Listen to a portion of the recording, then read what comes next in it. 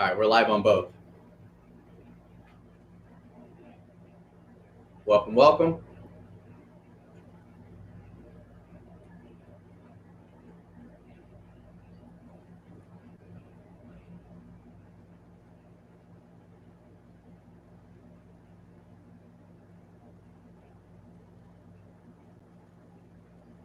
Just sent you a request. Hey, Carlos. Hey, Kieran. All right. Okay. Perfect.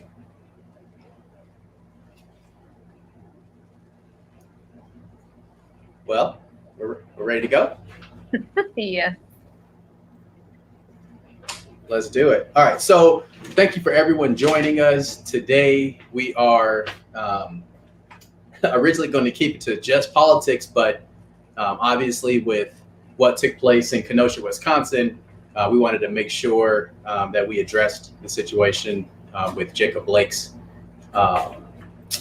now paralysis. So we're going to start the show off talking about that shooting. And as always, I'll put the ticker up on the bottom. If you have any questions, please post them in the comments, or if you just have a comment, if you wanted something that you thought was relatable, something that you thought we should know, please share that. And if you're watching on Facebook and YouTube, I can post the comments live for everyone. And if you're watching on IG, then you could similarly I can post the comments, and Shonda or I will read the comment out. All right, but welcome to Truth Hour. Let's get started. So over the weekend, Jacob Blake, a citizen in Kenosha, Wisconsin, was breaking up a fight between two women. And so before we got more information today, I was under the impression, just watching the video, that the gentleman was walking away from police, kind of not listening really to their commands. But that's actually, this is again, and this is, I'm not going to go on like a media tirade, but we got to have to hold folks accountable and realize that there's always multiple stories, and until you get all the information. So Jacob Blake was actually breaking up a fight. And when the police arrived, he was relieved that they arrived, because it's like, now, okay, this is out of my hands. I did my due diligence. Now I can go take care of my kids who were in the car waiting for him.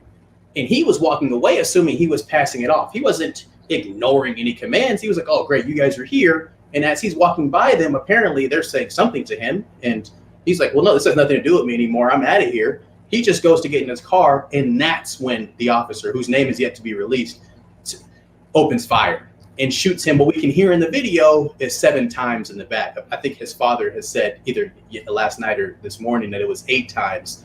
I've not read a medical examiner's report or anything, so I'm just going to go with what I saw in the video. But to shoot the man 7 times, like, it seems like it's just more of the same. And people have been marching all summer as it relates to this particular issue, this state-sanctioned violence against Black and brown bodies. For arguably, in this case specifically, no reason other than he was being a good Samaritan. And for what? He almost loses his life. He's going to most likely, hopefully there's a miracle, but most likely lose the ability to walk for the rest of his life. And it's really because of an officer who should not have ever been in that position to begin with. Yeah. So it's tough to see. It is. And I mean, it's a reminder, it's definitely a reminder that we need more than just reform. Like, there needs to be a fix for the system. And so I know last week we touched briefly on it with the Breathe Act, but this is one of those times, I'm not trying to make anything political, but this is one of those times where everyone should look at what laws exist in their communities and demand that there be changes. Because, like you said, from what the report shows is that there was a domestic dispute that he in fact was trying to break up, and luckily there was a neighbor or someone that was able to film it, because again, in that area they said that they were putting money, they had money that was supposed to provide body cams, and the cops don't have body cams. So what would have happened if we didn't have this footage? And so we, yeah, I mean, it's really sad because we're still dealing with the aftermath of first the cops that killed Breonna Taylor. They haven't been arrested. We had the shooting of George Floyd. Then you had Ahmaud Arbery. It's just there's too many names, and for there not to be anything that had like anything to take place during this time. I mean, they're burning right now. I mean, there's a number of people who have been involved before this happened, right? Before this summer, with everyone yelling Black Lives Matter, there have been activists and organizers on the ground and people going to Capitol Hill demanding on a federal level that changes happen. And so I just really want people to plug in and understand like why people are upset, you know, why people they are actually damaging property. You know, Yeah. instead of criticizing them, we need to actually take a look at the policies that are in place and why is it that those two cops or three cops that were there on scene, why is it that two of them felt the need that they needed to pull their gun out and shoot this man when he went to his vehicle? I mean, were there not any other measures they could have taken Of course there were. apprehend him? You know, Yeah. so They watched him. Clearly, he was no threat as they watched him very leisurely walk around this vehicle, right. open his door again, still posing no threat. Wasn't he wearing sandals? Like what threat? When you talk to anybody who's been in a fight, nobody wants to fight in flip flops. Sorry, like nobody wants to get into an entanglement in flip flops. He was no threat at all to these people, and I mean, to me, the officers, this should be nothing short of being charged with attempted murder. Shot a man in the back 7 times. With other kind of aggravating like charges also. And then everyone else that's involved. All 4 of them didn't have body cameras. And we all know, had the neighbor not recorded from across the street, right, what would have happened? The officers would have said, he reached for my gun. They would have said, he lunged at me. They would have said, oh, he looked like he was on drugs. And I was afraid for my life or for the people that were bystanders that were nearby. And everyone would have just taken the cop's word as gospel. Mm-hmm. So, but for the video from the neighbor, we would have only had the police report. And this is why I get tired of arguing with trolls online saying, well, the police said that this happened when we don't have these cell phone videos. It's like the police often lie. Like for anyone that's been through law school, if you've had the opportunity to sit for trials, you've read reports and you've seen a lot of misconduct on the part of folks who are wearing badges. Mm-hmm. They often fabricate reality to fit a narrative that's going to put them in the best light. And that's what would have happened here if not for the video. I still want to read the reports because I'm curious how they phrased it, knowing that they were caught on camera. But if people don't know, to your point earlier, if people don't know why now, folks are angry, folks are fearful, folks are horrified and sad. The emotions kind of range the gambit, right? There's not a singular emotion that I've experienced since watching this because, and I wrote this to a colleague, I couldn't help but see my dad in Jacob Blake because when I was a young boy, I've seen my father with encounters with police. So I could see him kind of incredulously walking away, assuming everything is fine. Mm-hmm. And I could also sadly see my father being shot 7 times in the back because we saw it a few years ago with Walter Scott. We've seen people get choked out in the street. We've seen people have knees on their back, on their necks. It just happens too many times. And I don't want to. Somebody in the comments asked earlier. It was a while ago, so I don't want to try to scroll and mess up the feed. But they asked, "Is it true that there was a warrant out for his arrest?" I don't know. His attorney Benjamin Crump has not acknowledged that. I imagine that he would have. But let's say that there was. Okay, let's say for sake of argument there was a warrant. I don't think there was, but let's say there was. It doesn't matter. Mm-hmm. The job of police is not to execute people while performing the execution of a warrant. a warrant is not a license to kill. This isn't 007, right? You don't get to just any person that you're attempting to apprehend to kill them. In this, especially if there's no threat to anyone. So I don't care if there was a warrant. I don't think there was a warrant, but it shouldn't matter. The man should be alive. Jacob Blake was taken, and that will essentially, thankfully he wasn't taken from us, but he's never going to be the same. He's never going to be able to possibly walk down when he's going to a graduation for one of his kids, if he's going to a wedding. Like, his life is changed forever. And that's what we need to focus on. Right. So I don't want to hear anybody talk to me about peaceful protests. I don't care. So this is an image, if you're watching on YouTube and Facebook, this is an image of a garbage truck that was burned down in Kenosha, because naturally there's protests and there's going to be some destruction of property. I care more about people than property, period. That's what I care about. So I don't want to hear anybody talk to me about property destruction. We got a comment on Facebook. In my community in Walla Walla, Washington, we're trying to get our police to wear body cameras. Yeah, I mean, to me, considering the non-expense, I mean, because you can outfit if we could afford to outfit police forces with tanks, we can afford to outfit police forces with body cameras, right? So, and there needs to come criminal statutes that accompany these body cameras.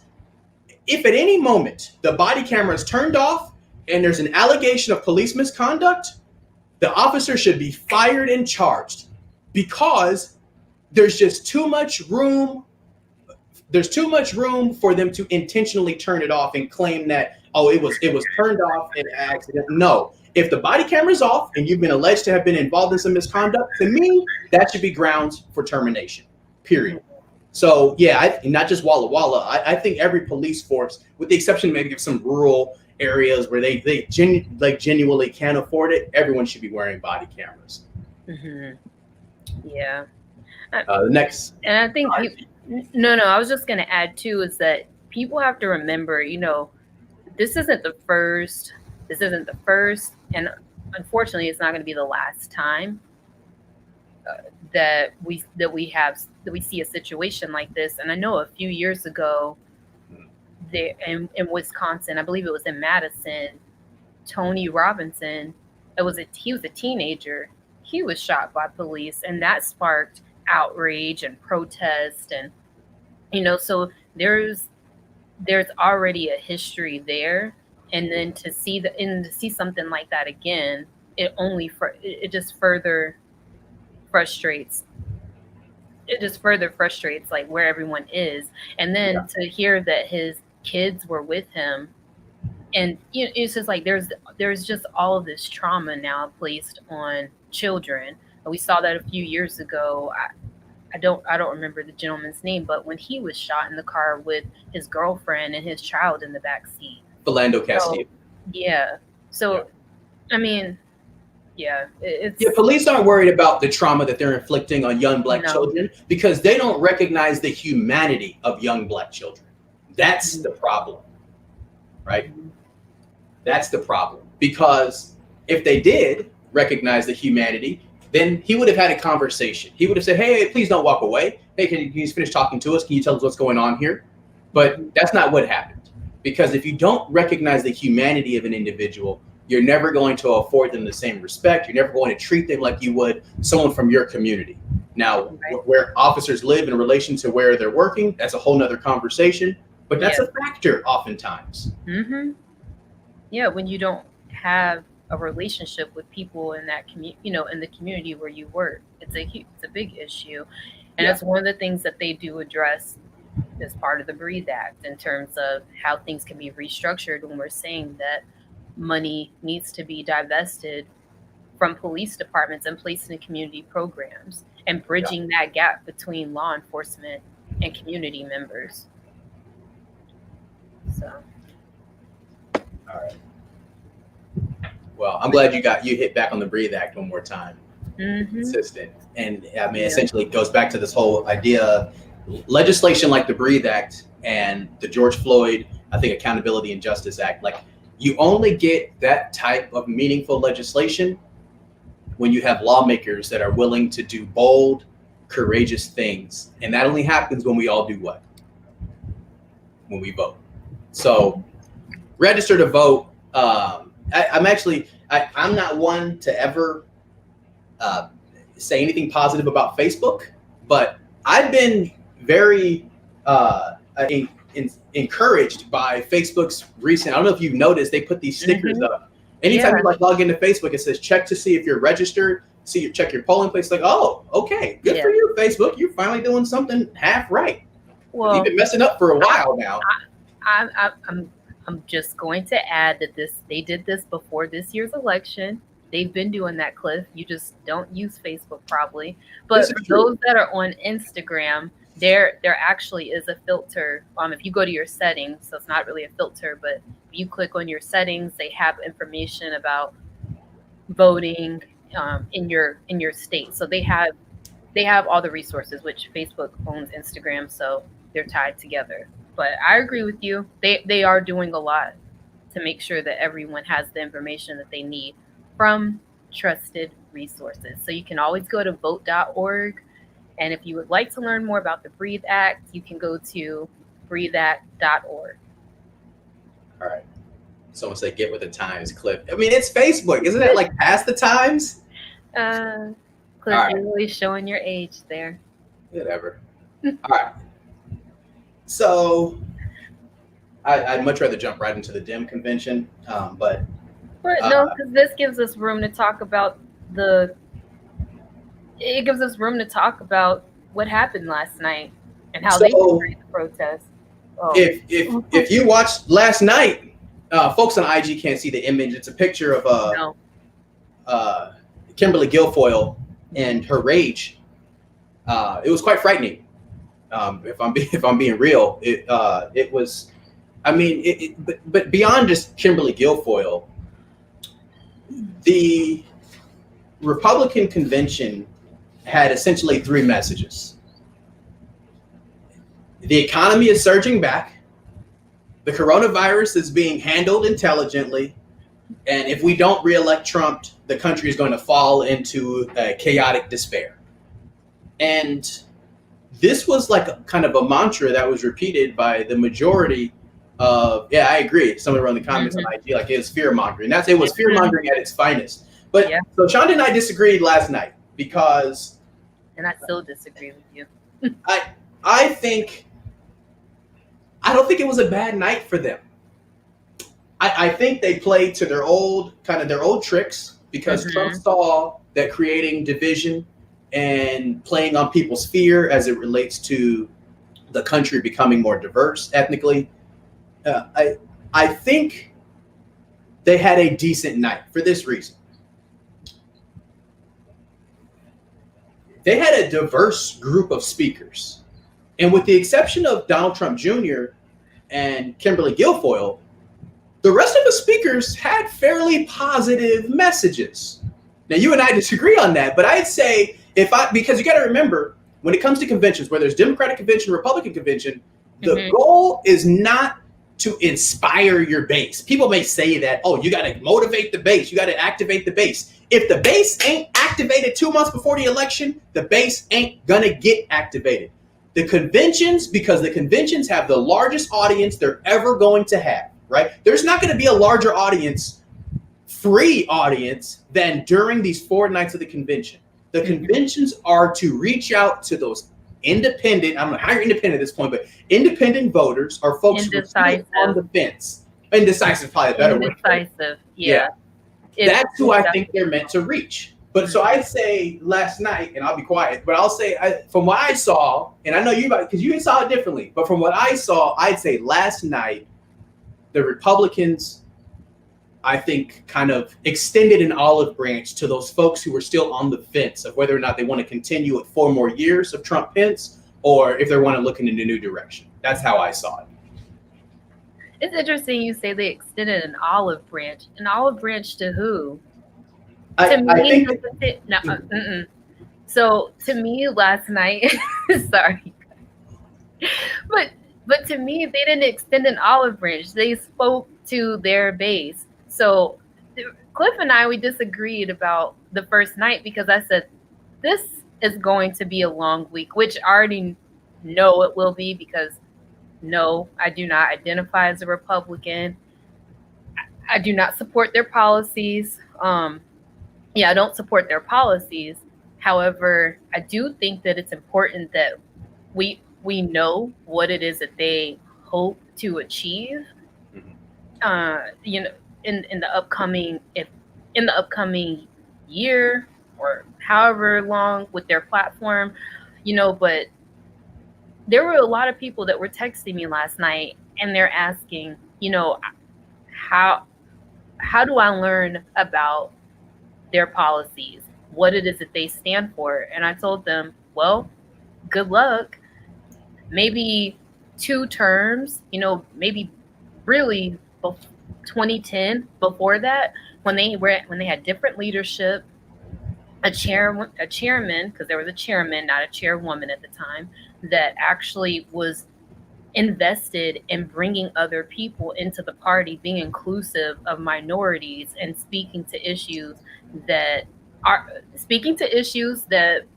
would also encourage others outside of just like a middle class, but people that are also living in poverty into their base. Yes, you could have found what those policies were. But then you had people like Newt Gingrich, who I don't even know if he will show up to speak. We haven't heard from him in a while. But the problem is that they've allowed the last 10 years to be dictated by Trump. I mean, everything that he did during the Obama administration, and then the other candidates you have like Jim Jordan and all of these other people, and I'm going to hurry up because I see there's a lot of comments coming in.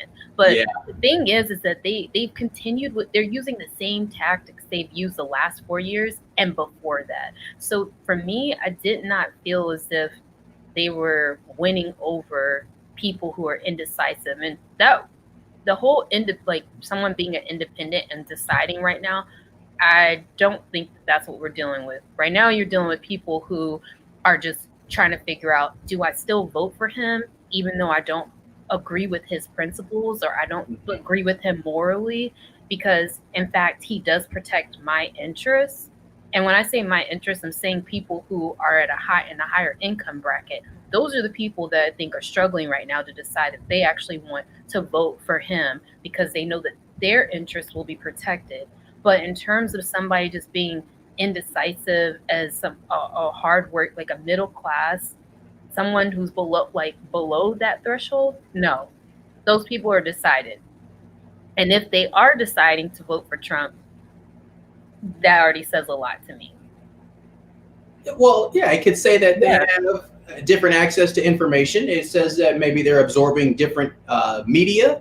It could say that the people in their community had been uplifted by his administration. I mean, I think one of the mistakes the Democratic Party made 4 years ago was assuming that Trump voters were a monolith, right? Kind of like how Biden said black voters are, but that's a whole other conversation.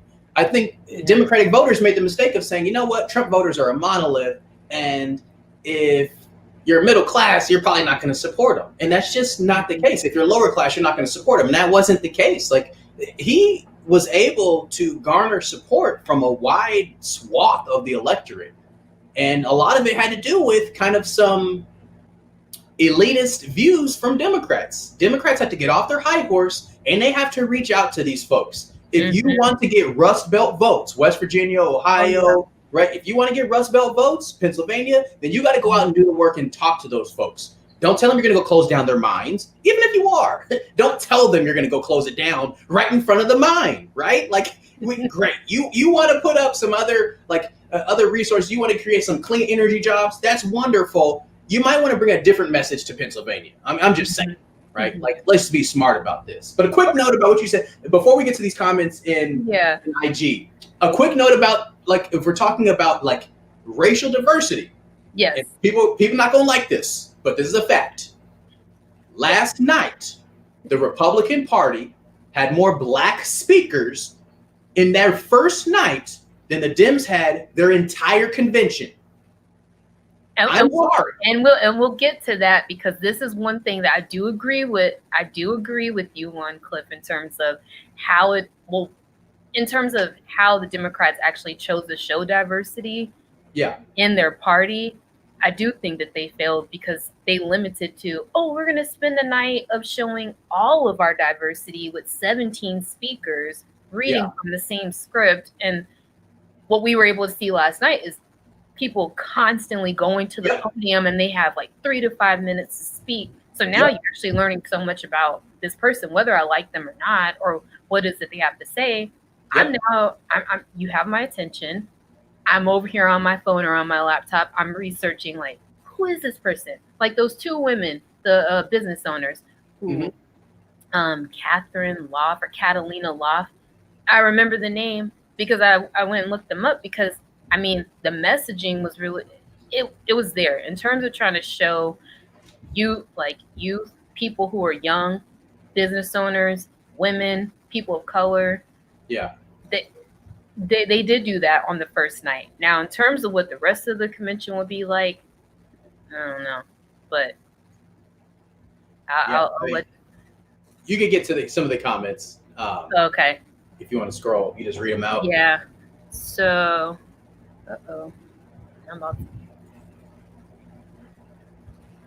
someone said GOP policy is to win. Right now, their policy is to back Trump because it's their best chance to win. Before him, they actually had principles. Yeah, I don't know if anyone knows. The GOP decided they're not, and this is going to kill my government kids. This is going to mess my class up a little bit because you want to read the platforms. Mm-hmm. The GOP is not going to make a 2020 platform. Has this ever happened? Like in the last 100 years? They're not going to renew the platform. Well, why would they? It's worked for them. And you don't have any of their members challenging the president. So why? So that's like that is the reason why it's frustrating. It's because the people who are lifelongers. Yeah. And again, if you believe in the principles of your party, you stick with them. It's sort of like if you believe in a team, you have a team. How do you relinquish just all of your principles like this? I don't know. But I do know. You relinquish them because you still want to be in control, which is why they have not pushed back, because they know what will happen when they do. And then that's why you have a lot of the Republicans who are now on the press circuit speaking out against Trump. These people are still in power. I mean, they're still making money. They're still in power. It's like, what do they have to lose? All right. What else did we have in here? Speaking from my community, we should listen to the RNC with the intent to understand, not with the intent to reply, even if you despise other perspectives and values. Yeah, I'm watching with the expectation that most of the policy proposals I'm not going to agree with, but I'm still willing to hear it because I want to understand. I'm trying to understand. It's like, okay, why do they have this perspective? Outside of I want to win the election, it's like, why are they harboring these views? So I think people of good faith are watching the RNC trying to understand, okay, why do they have these views? I think it's a relevant comment. What else we got? They need to just look at the polls, referring to the GOP. They need to look at the polls in the 2016 popular vote. He lost the popular vote by 3 million, but again, this is a different type of horse race. And until we until there's a constitutional amendment and we do away with the electoral college, it doesn't matter how many electoral college vote, it doesn't matter how many popular vote win.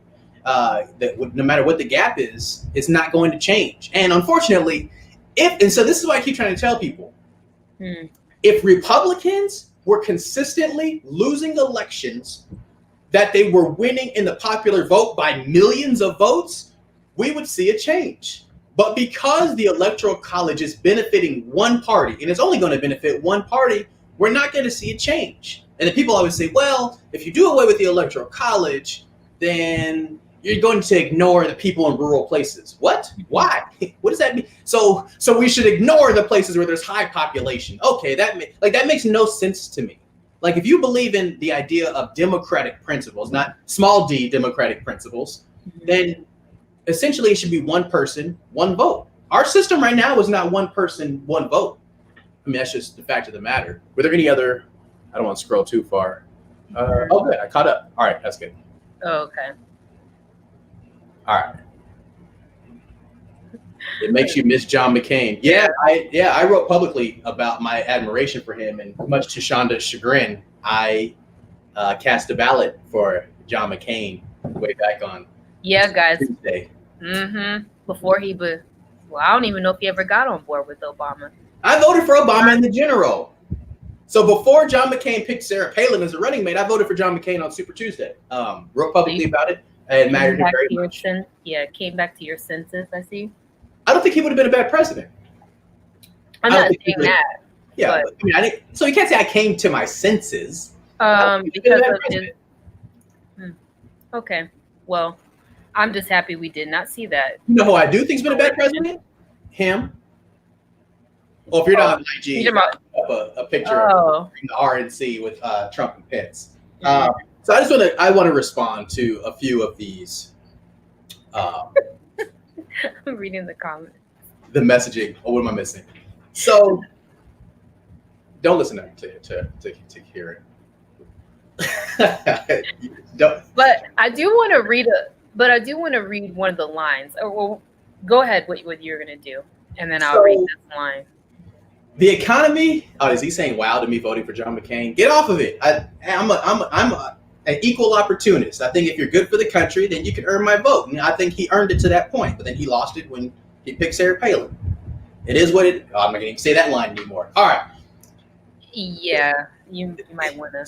So to the three main points that the Republican Party was trying to kind of continue to express last night, the idea that the economy is surging back. We've had a record job loss. And then you can't try to blame COVID for this job loss because he had 45 days where they did nothing, right? They bought some time when we knew that we had some cases in Seattle and the cases off the coast, in the southeast coast, and we did nothing with that 45 days. So the tens of millions of job losses, that's on his watch. So this idea that the economy is surging back, and then let's just try to push blame over to another country, to me is like, it's kind of nonsensical. And for people to just accept that, like, yeah, of course, the economy will be great. It's like the guy inherited record private sector job creation from Obama and Biden. Like, I don't know why that's not repeated. Like, that should be on an endless loop if you're a Democrat. I don't know who makes their commercials, but it's like, please do better. Like, the people should understand Obama and Biden left setting records economically. Like, he had the unemployment as low as it had been in decades. He created more jobs than any president since freaking FDR. Like, I don't know how these things aren't just repeated on an endless loop. And this idea that the virus, I'm not even talking about the virus is being handled intelligently. How on what planet? 177,000 Americans have lost their life because of his inaction and stubbornness and selfishness. There's no other way to look at it. 177,000 people. Yeah, and it's not something to be proud. That was weird to me. That you could go on national TV and do that. Yeah, it's just like it's a joke, as if COVID is not something that's real. As if, like you said, over 170,000 people have died. We've surpassed all other countries. And the fact that he was then using the White House and brings all of these people together, there's no social distancing.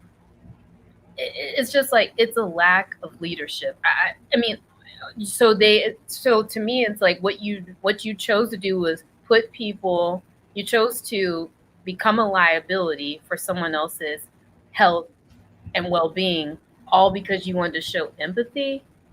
I don't understand that. Get on a Zoom call with these individuals. Yeah.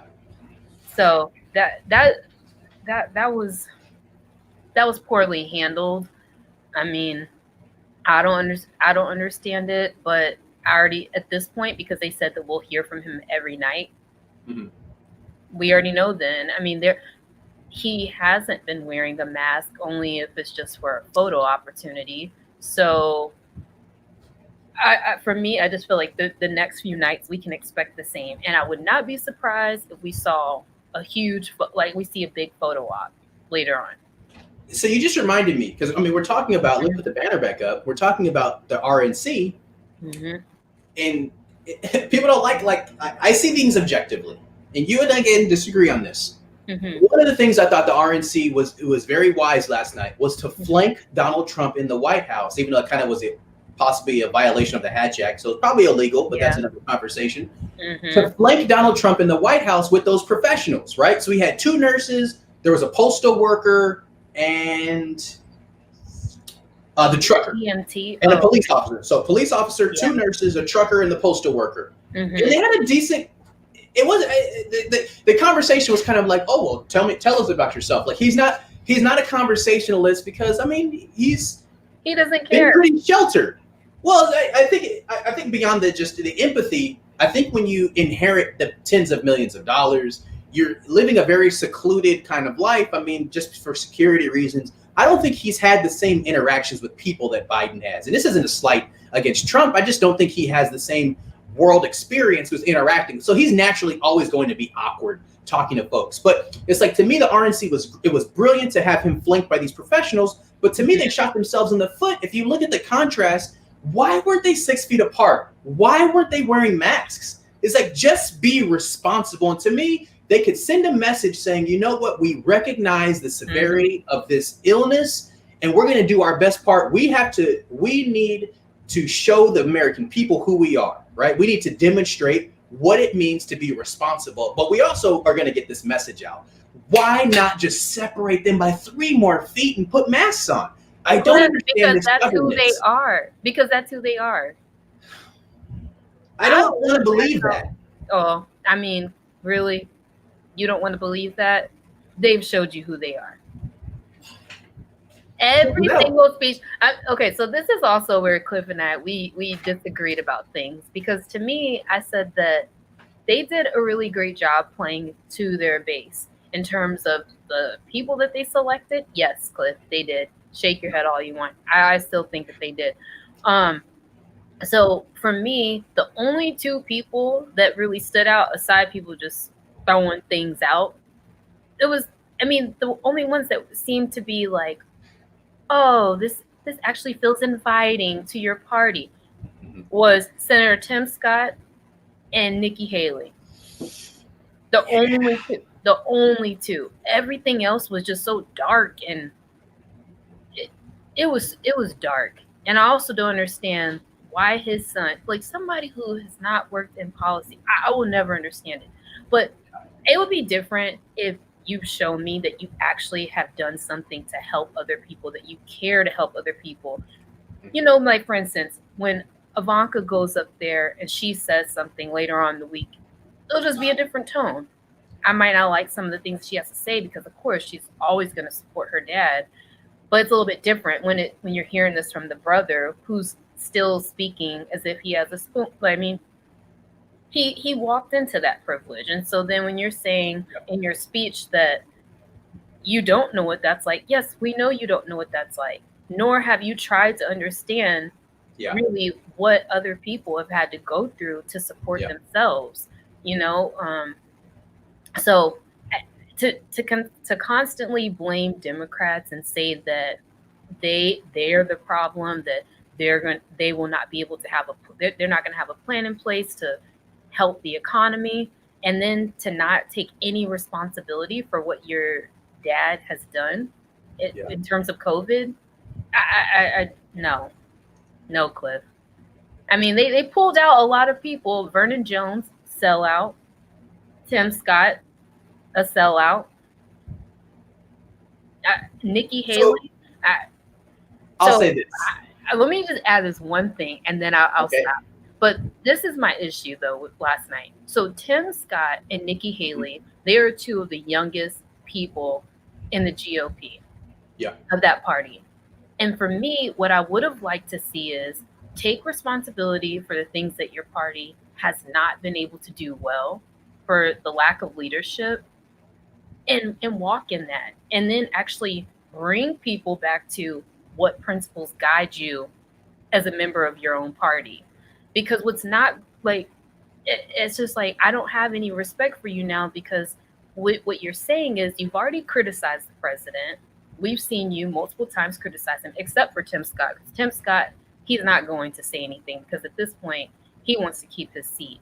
But Nikki Haley, who actually spoke out a lot against the president, and then to go up there and then claim like, oh, I was a brown girl in a black and white world, as if she's had the experience of someone of color. No, don't use that, because there really are people here who definitely are targeted because they are black or brown. Yeah. So I forgot to mention this, and this is, I apologize for being late on this, but hey, the Republicans ended racism. I don't know if anybody got that. I'm joking. So Nikki Haley last night got on the microphone and she fixed her face to say the Democrats are painting this country to be racist. Yeah. That was my other issue with her. Hello? Yeah. What? Yes. What? Centuries of enslaving people, followed by failed Reconstruction, followed by decades of Jim Crow, followed by a fake war on drugs, which led to even more mass incarceration. Like, what does she mean? This is a non-racist utopia if you listen to Nikki Haley. But again, this is why I see folks could accept that message as what? As positive. They could see that, you know what, Nikki Haley has a brighter outlook on America than what we heard from Joe Biden last week. Nikki Haley and Tim Scott see the hope, they see the progress, they see the promise, they see the potential of America versus what we saw from Kamala Harris, versus what we saw from Nancy Pelosi, versus what we saw from Cory Booker. So to me, that's why I say, if you watched the RNC last night, I think they did their job, with the exception of the manic, deranged, unhinged Kimberly Guilfoyle and Don Jr., who looked like he was on drugs. Besides those two, and I hate to comment on people's appearance, but like, I don't know if you saw his eyes. I was actually concerned. I was like, anyhow, but besides those two, they had a great night. I'm sorry. They did their job. They're not playing to their base. I say, watching last night, the Republicans are playing to the middle. And right now that's smart, because we've got Democrats who are they're moving to the left, which I think young Democrats want. People kind of my age and older are fine with them staying near the middle, the kind of Clinton-esque era of the Democratic Party, which is why we've had divisions, as we talked about last week, so I won't get into it. The Republicans are more unified, to a fault almost, because that's the reason they can't get a platform signed. That's the reason that nobody can speak out against their fearless leader, as if we're in, I don't know, North Korea. Like there's a reason. So then I wonder, are they really, but that's the thing, are they really unified, or is it more they're unified right now because of the leader that they have? Because they're unified. They're unified because I was distracted. That woman is lowering the IQ of everyone in the talking. I think he's talking about Kimberly Guilfoyle. Yeah, they're unified because they're fearful of being primaried. And you get primaried if you say anything that would be construed as oppositional to Trump, which is not a healthy, like politically healthy, socially healthy place to be, right? Which is why these people they do not belong. They don't belong. Like, if you're unwilling, I mean, you are there to help people. So to just sit there and be partisan and not actually fight for the people that put you in office, I have a problem with that. Yeah. I mean, why did these two people have an opportunity to speak at the RNC? So folks on IG, I put up a picture of the McCluskeys, the gun. Fix this on IG so we can post the pictures. But it's a picture of, I don't know their names. I just know their last name. The McCluskeys, I guess they're attorneys, and they came out. This guy's got some type of rifle and she's got a handgun with her finger on the trigger, which anyone who owns a handgun or just learns firearm safety, you never put your finger on the trigger unless you plan on shooting. That's a whole other conversation. But it's just dangerous and dumb and unnecessary for a number of reasons, right? Like, why? So this tells us who we are as a country.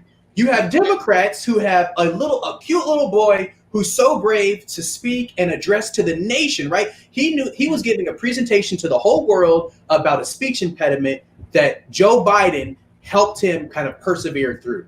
And on the other side, you've got the gun couple who went out and threatened with guns protesters. It's like, these are two different planets we live on. Mm-hmm. One side has little boys and little girls and people who are running Amtrak talking about the nerd of a potential of a vice president who's reading Amtrak magazine, right? Riding the train every night to go visit his kids and tuck them in at night.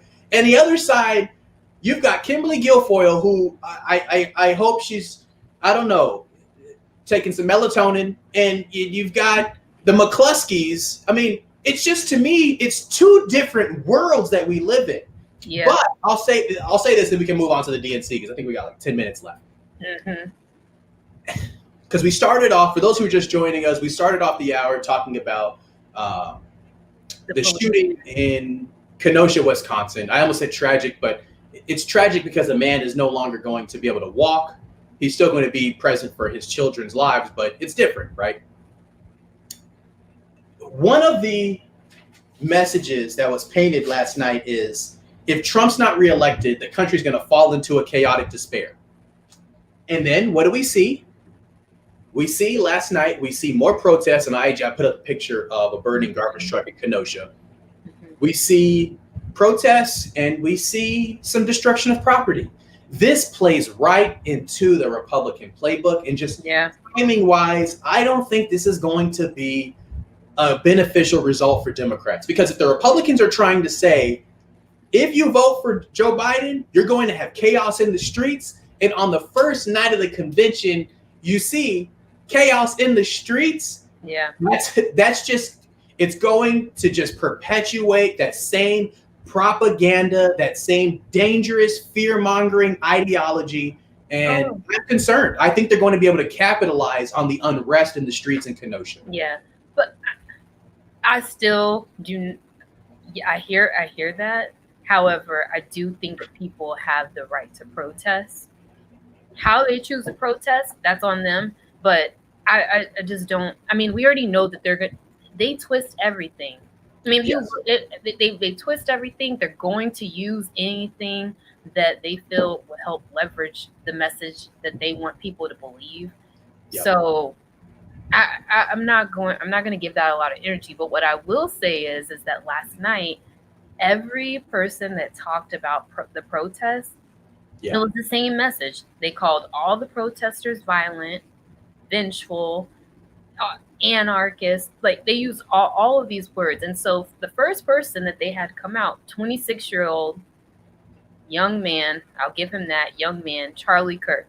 And one of the lines he said, "The American way of life is being dismantled by a group of bitter, deceitful, vengeful activists who have never built anything in their lives. They have us locking up pastors while releasing violent criminals from prison." So, if anybody, I mean, so it's just, again, so for him to even say they've never built anything in their lives, like, it's a lot with this, because I'm just saying, like, okay, look, young man, you're only 26. What have you done so far? Yeah. Okay.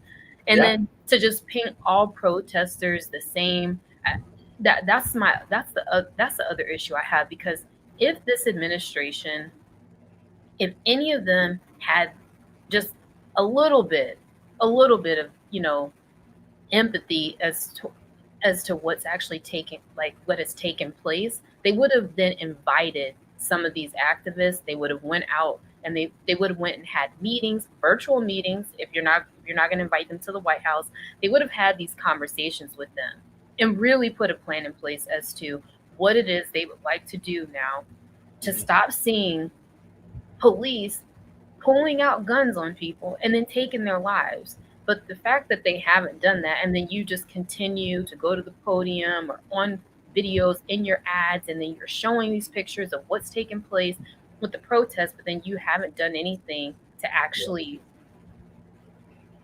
provide a solution. It's just like, we're going to see this for the next 4 years. So I'm going to go to, we got a comment in IG, and then there's another comment on Facebook. So, but isn't the country already kind of in that chaotic period? We see what Trump will do if we leave Trump in office. And I couldn't agree more, right?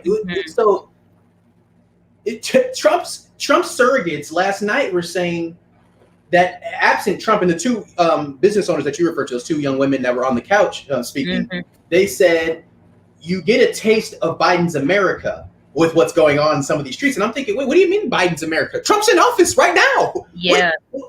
Trump's in office right now. So like, to her point, we see what Trump will do if we leave him in office. That's exactly right. Like, he's in office right now. So what are you saying? If we elect Biden, it's going to be despair and chaos in the streets? Like, we have that right now, and Trump's in office right now. But I also question the sophistication of the electorate, because I don't think people read between the lines of these things sometimes. So we got another comment from Gracie. I don't get why Trump supporters think that re-electing Trump will clean up the streets, and put in quotes, clean up the streets.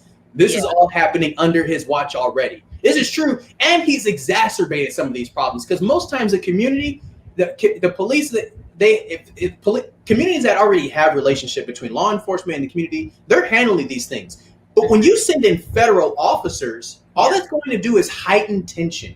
And we saw that happen in a few cities already, where he sent in federal agents intentionally. Oh, okay. Just saw your comment. 9 minutes. All right. So, and I'll be really quick, because I'll stand for no evil Longoria slander. I don't know what the RNC chairwoman, Ronna McDaniel. Don't be like them. Say the names. Ronna McDaniel fixed her mouth last night to say the Democrats opened up their convention with a Hollywood actress who played a housewife on TV. I'm a real housewife, and I'm only the second woman to run the Republican Party. Yeah. I was like, do they think people don't listen? You're either a housewife or you run a major political party. What? You're not both. What are you talking about? Like, one, you sound dumb. And second, Eva Longoria has done more for people for the past 15 years than you've done your whole life. I need these people to sit down and put some respect on people's name. Of all the people she could have came after, she went after Eva Longoria, an activist that pretty much everyone loves. Yeah. But even off screen, I think I love Eva Longoria more for the things that she's done off screen for farm workers and people than what she's done on screen. It's like, of all the people, why would you pick a fight with her? That was just dumb. All right, I'm moving on. Yeah, we only have 8 minutes. Well, and I just also want people to know, we will definitely recap how we're getting ready to recap last week's Dem Convention. We will also have more time, Cliff, to talk about the RNC. Because, I mean, there will be a lot of foolery for the rest of the week. There's a long comment on IG. I can't see the whole thing. Can you see it? Yeah. You want to read that? It says, yes. I do not want to be disrespectful. Don't worry. You won't. But people with zero consciousness in the present moment has zero intelligence and critical thinking for the future. And then there's one other one. It's the idea that these protesters are usually all Democrats, and that if we elect Biden, he would encourage that behavior. The conservatives don't want to associate themselves to these problems. Yeah. Well, I wonder, though. I'd say the majority of people protesting police violence and state-sanctioned violence probably are left-leaning. So I don't think that's like that. What they're pointing out, that's probably not too far from reality. I'm not going to say 100%, but the majority of them. How many Republicans are going to say Black Lives Matter versus Democrats? No, I don't know about that. But the thing is, you think there'll be a single speaker at the RNC to say those three words, Black Lives Matter? A single speaker at the RNC? Absolutely not. You know how you wanted to applaud them for their diversity? Did you hear Black Lives Matter at all last night? No. I heard more black speakers. Yeah. They had that black woman running for Congress in Baltimore. They had Herschel Walker. They had Tim Scott. They had, what's his name, who claims he's a Democrat in Georgia. Vernon Jones. I know. But what I'm saying is you did not hear them specifically say the words Black Lives Matter. They had Kimberly Guilfoyle say she's an immigrant, even though her parents came from America. Because Puerto Rico is part of America, and she said she was an immigrant, but that's And that's those are the things where I'm saying they have you need to fact check. People need to listen. They need to listen. People don't listen They, closely. they But all don't. right, let's get to They don't. Yeah. the convention finale. So the theme was "We the People." What'd you love? What did you not love? Okay. So the things that I did love last week, Yeah. hands down, Michelle Obama's speech. I think we did talk about that. We talked about that. So I'm not going to go in about her speech, but that was definitely one of the best speeches. I will also say I love the what was that Wednesday night for Kamala, the night they had like just Correct. Wednesday night. showcasing, yeah, Wednesday night, the women that they had for the part, showing the women that we do have in leadership in the party. And I really appreciated that the Democrats, they each night they went further with their policies. So to talk about sexual assault, their policies, like covering what it is that Joe Biden has been able to accomplish in his role as a senator, his role as vice president. I thought that was very effective, and it was also humanizing to show that wow, you actually have someone in here who's not trying to strip women's rights, in terms of, because it does go further than just Or grab pussies. or that too, but it goes further than just talking about reproductive rights, and I think that that's often forgot about. So yeah, and I mean, of course, I was there for President Obama's speech, and I thought that that was needed. Some people, they were shocked as to how stern he was, but I think that we need to see these different sides of them. Again, I'm going to continue to plug Michelle Obama's podcast because it is very informative. It's humanizing. As her as somebody that is in a leadership role, that who we look up to. I do think it's important for them to be transparent, and so for Obama to be able to come out of this character or this box that we put him in and actually warn people that our democracy is at risk. I don't know. Like, you guys are fine with Republicans scaring you, but then you have a problem with President Obama speaking the truth. I don't know. But overall, yes, I enjoyed it. Were there some things they could have done differently? Absolutely. So with one of the things that you and I talked about. Should have done differently. Yeah, should have done differently in terms of like diversity. I really did not like the night that they had the 17 speakers, like, of young people. I really thought they should have gave AOC, Ayanna Pressley, Rashida Tlaib. They should have given a lot of these people an opportunity to speak. Like, give them at least 3 minutes. Yeah, 10 minutes at that. 5. I mean, I love. I mean, again, like those ads, they are. There were a lot of times where I was like tearing up. They're useful, but at the same time, this is the one moment that you have everyone's attention. We're all at home. Y'all have placed the ads everywhere for people to tune in, and so I think they could have made better use of their time by allowing us to hear from some other people. And I'll turn it to you. I think the convention finale with the theme "We the People" was seen throughout. The tribute to John Lewis I thought was special, and that got me. Common and John Legend were amazing. Mayor Keisha Lance Bottoms had a message: "Do not let this moment pass. Now is the time." I thought she was great. There's a lot I got to skip through. Wisconsin Senator Tammy Baldwin, one of only 2 Asian speakers that we got to hear from. She was great. Biden, they lowered the bar, and people have talked about this. They lowered the bar, saying Joe Biden is his mental deficiency is going to be evident. We're going to struggle to see him perform well. And then he knocked the speech out of the park, right? I mean, he's not the orator that Michelle or Barack Obama are, but I mean, in his own right, he is. I mean, he's a fierce defender of American rights, and we saw that come through. And to me, when I saw Joe Biden speak, I thought, oh, this guy's ready for a fight. This is going to be the fight of his life, and he's ready for it. Only a few seconds, but yeah. So you took all the time, and I guess in short, Join us next week, everyone. I think the Democrat. Oh, 7 seconds. Hey, thank you everyone for tuning in. I didn't even see that timer going down. Thank you for everyone for tuning in. Next week, Truth Hour. And for those of you that are still with us, Facebook and YouTube, thank you for joining us. We'll see you next time. Yeah. And we're out of here.